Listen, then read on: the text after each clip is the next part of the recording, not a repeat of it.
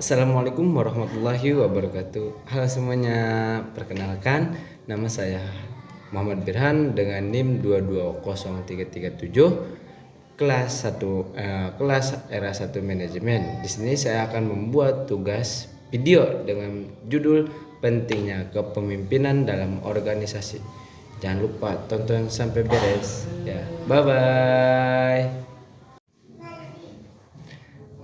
Pentingnya kepemimpinan dalam organisasi, yaitu kepemimpinan yang efektif dapat menetapkan visi jangka panjang dan mengkomunikasikannya dengan jelas kepada seluruh organisasi. Ada juga pemimpin menggerakkan orang-orang bergerak ke arah tujuan bersama. Ada juga motivasi inspirasi, yaitu kepemimpinan yang baik dapat memotivasi dan menginspirasi anggota organisasi untuk mencapai tujuan. Dan ada juga pemimpin mampu membangun semangat kerja tim dan mempertahankan moral yang tinggi. Mengambil keputusan. Jadi kepemimpinan itu harus punya prinsip pengambilan dan keputusannya gitu kan. Yaitu pemimpin yang efektif dari pengambilan keputusan yang dibuat itu salah.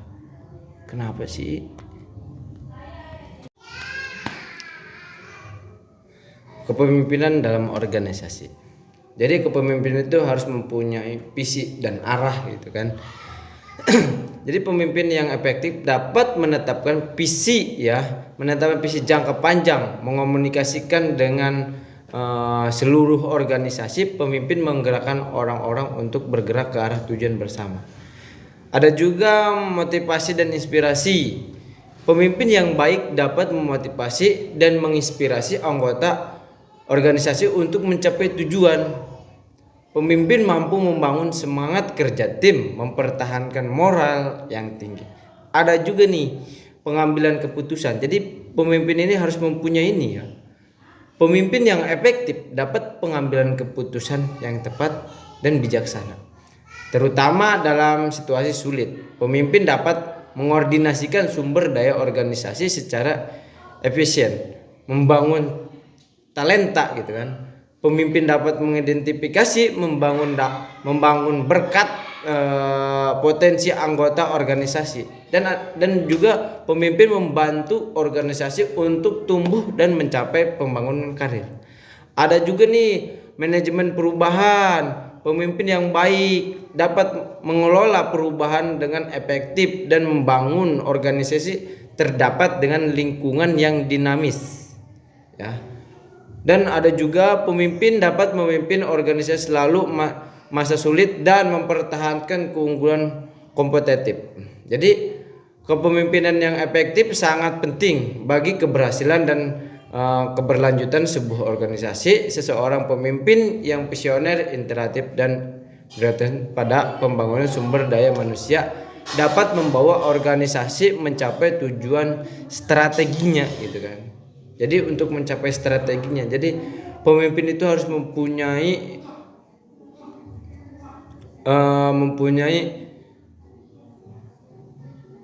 arahan yang benar untuk anggota-anggotanya supaya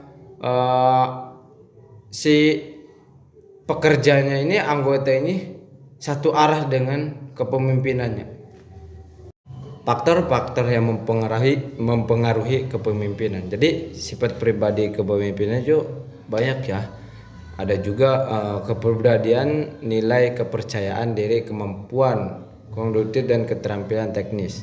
Ada juga pemimpin yang memiliki sifat-sifat seperti integritas, empati dan orientasi pada tujuan cenderung.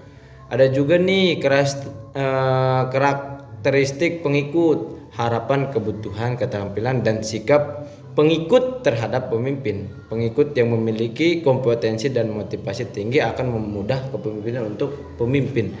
Ada juga nih situasi kontekstual, struktur organisasi, budaya, teknologi, dan tuntunan tugas. Ada juga interaksi pemimpin dan pengikut gitu kan. Kepercayaan, contohnya komunikasi dan hubungan antara pemimpin dan penghubungan positif dengan pengikut atau efektif. Ada juga nih kompleksitas lingkungan, ketidakpastian perubahan yang cepat dan tingkat persaingan lingkungan eksternal. Pemimpin yang dapat terdapat mengantisipasi perubahan akan lebih berhasil. Jadi faktor di atas saling berinteraksi mempengaruhi efektifan pemimpin dan organisasi. Pemahaman mengenai faktor-faktor ini dapat pemimpin untuk mengembangkan gaya kepemimpinan yang sesuai dengan situasi dan kondisi organisasi gitu kan. Ada juga dalam pemimpin berbagai tipe kepemimpinan. Satu yaitu kepemimpinan transaksional, fokus pada imbalan dan hukum untuk memotivasi pengikut.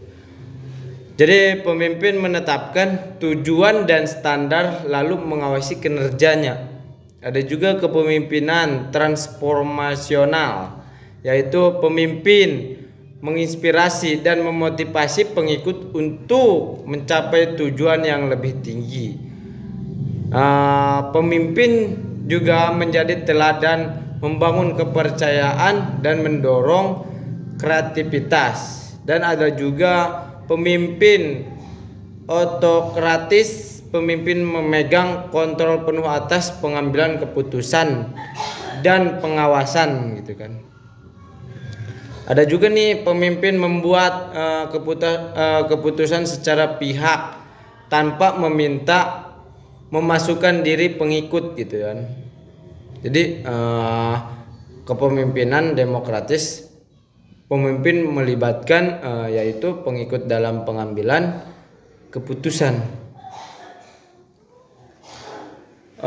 Pemimpin mendorong partisipasi dan memberikan kewenangan pada pengikut gitu.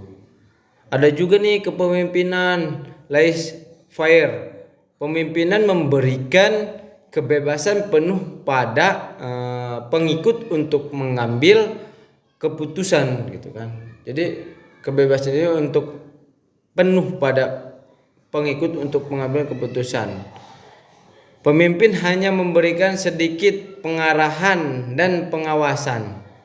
Jadi pemimpin ini hanya untuk mengarahkan aja, cuma untuk mengawas gitu kan, untuk yang mengikutinya. Dan pemimpin situasional, pemimpin menyesuaikan gaya kepemimpinan berdasarkan tingkat kematangan pengikut.